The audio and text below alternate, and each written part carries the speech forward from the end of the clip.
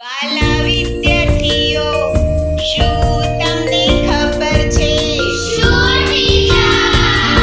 દરેક વિષયનો પરસ્પર અનુબંધ છે.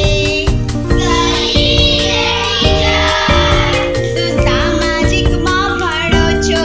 સારનાથનો અશોક સ્તંભ. તો જોડે ભણતા હશો અશોક સ્તંભની ઊંચાઈ. બોલો, છે યાદ કોઈને? ઊંચાઈ છે 2.1 મીટર, આશરે 7 ફૂટ. અહીં જુઓ, તમે ભણ્યા ગણિત તો એક ટોપિક. બોલો, કયો ટોપિક? હા, એટલે જ તો કહું છું, દરેક વિષયનો પરસ્પર અનુબંધ છે. બોલો બાળકો, શું હિન્દી અને ગુજરાતીનો કોઈ અનુબંધ છે?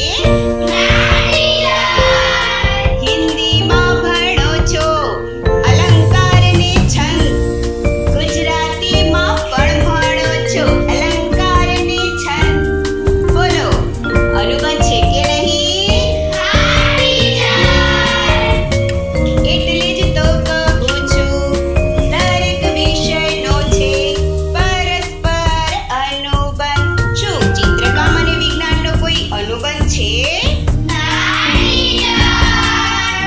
માછલીના ચિત્રથી બોટની રચના થઈ, પક્ષીના ચિત્રથી વિમાનની રચના થઈ.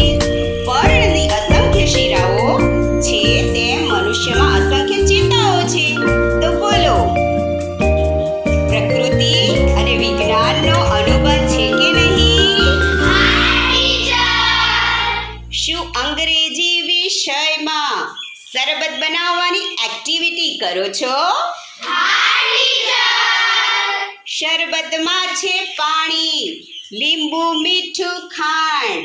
વિજ્ઞાનમાં તેને કહેવાય H2O, citric acid, sodium chloride અને શર્કરા. તો બોલો, અનુબંધ છે કે નહીં?